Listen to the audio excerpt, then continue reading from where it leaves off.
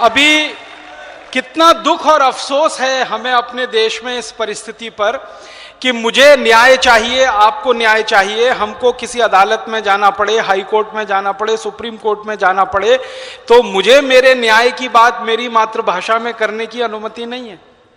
वकील को सारी बात हम अपनी मातृभाषा में समझाएंगे, फिर वकील उसको अंग्रेजी में भाषांतर करेगा, फिर उसके आधार पर पिटीशन ड्राफ्ट होगी, फिर वकील उसको अंग्रेजी में जज को समझाएगा, फिर जज वकील के साथ अंग्रेजी में सब कुछ वार्तालाप करेगा, उसके बाद फैसला आएगा, वो अंग्रेजी में लिखा जाएगा।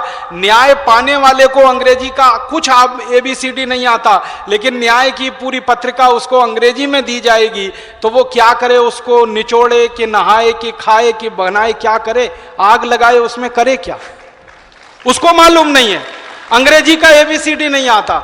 वो बेचारा सीधा साधा भोला भाला आदमी है, और वो अदालत में जाके उच्च न्यायालय में, सर्वोच्च न्यायालय में अगर फरियाद करता है तो फरियाद हिंदी में न सुनी जाकर अंग्रेजी में ही सुनी जाएगी, और फैसला भी अंग्रेजी में दिया जाएगा। इसका मतलब हमारी न्याय व्यवस्था साधारण आदमी को न्याय से वंचित रख रही है और उसको अन्याय की तरफ धकेल रही है। और ऐसा अन्याय जब बार बार किसी के ऊपर होगा तो फिर वो विद्रोही हो जाएगा, और शासन व्यवस्था के खिलाफ वो विद्रोह करेगा तो किसी दिन हथियार उठाएगा, नक्सली हो जाएगा, आतंकवादी उग्रवादी हो जाएगा।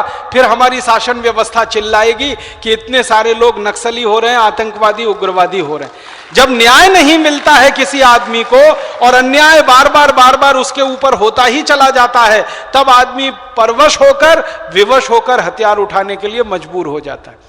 हमारे देश में न्याय ना मिले, हमें शिक्षा ना मिले, हमारी बात ना सुनी जाए, हमारी प्रतियोगी परीक्षाओं में बैठने का अधिकार हमसे छीन लिया जाए।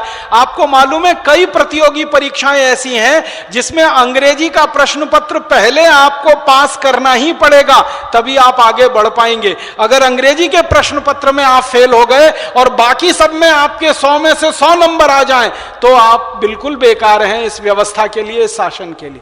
माने विषय का ज्ञान आपको बहुत है, भाषा का ज्ञान नहीं है, इतने मात्र से आपको यह व्यवस्था नकार देती है। तो ऐसी व्यवस्था को हमें नकारना पड़ेगा और उसके खिलाफ कोई बड़ा शंख फूंकना पड़ेगा, विद्रोह करना पड़ेगा। तो भारत स्वाभिमान की तरफ से भाषा के प्रश्न को हमको संवेदनशीलता के साथ और पूरी ताकत के साथ उठाना है कि आजादी के 15 साल के लिए अंग्रेजी आई थी, संविधान में लिखा गया। अब ये 62 साल से अंग्रेजी क्यों चल रही है और हम इसको अपने कंधे पर क्यों ढो रहे हैं? ये संविधान का जो अनुच्छेद 343 और 344 है, आप लोगों को बता सकते हैं कि संविधान के अनुच्छेद 343 और 344 इसमें स्पष्ट उल्लेख है कि संघ की भाषा, राष्ट्र की भाषा हिंदी होगी, और अन्य भारतीय भाषाओं में, अलग अलग प्रांतों में अन्य भारतीय भाषाओं में, अपनी मातृभाषा में हमारी शासन, हमारी शिक्षा, हमारी न्याय व्यवस्था होगी। लेकिन यह तो सीधा सीधा संविधान का ही उल्लंघन है। लेकिन अब यदि इसके हाई कोर्ट या सुप्रीम कोर्ट में हमें रिट भी दायर करनी पड़े तो अंग्रेजी में करनी पड़ेगी। क्यों?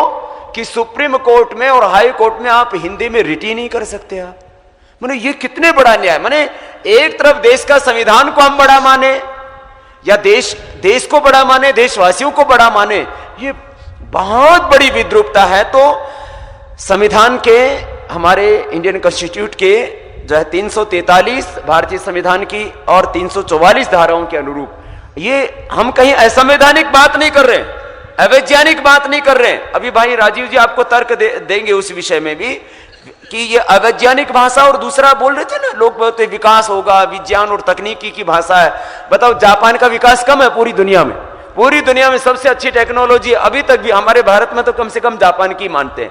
और जापान का एक भी आदमी जान करके, वहां के प्रधानमंत्री से लेकर के चपरासी तक, एक भी आदमी अंग्रेजी में नहीं बात करता है, खाली अपनी जापानीज में बात करते हैं। तो हमारे देश में ऐसा क्यों नहीं हो सकता? तो ये बहुत बड़ा मुद्दा है। और जो अभी राजीव भाई ने कहा ना कि कुछ ये जहरीले नाग बैठे, इनके फन कुचली बनाई बात बनेगी नहीं। कुछ चंडाल चौकड़ी बैठ गई है ऊपर, वो चाहती है कि हमारे और हमारे बच्चों के अलावा, क्योंकि उनके परिवारों में अंग्रेजी का माहौल है, उनको कोशिश की जाती है, बार बार पढ़ाया जाता है, सिखाया जाता है कि हमारे और हमारे परिवार के बच्चों के अलावा इस देश के उच्च आसनों पर, उच्च पदों पर, उच्च व्यवस्थाओं में, उच्च शिक्षा में, तकनीकी में, प्रबंधन में, उद्योग में, व्यापार में किसी का प्रवेश ना हो।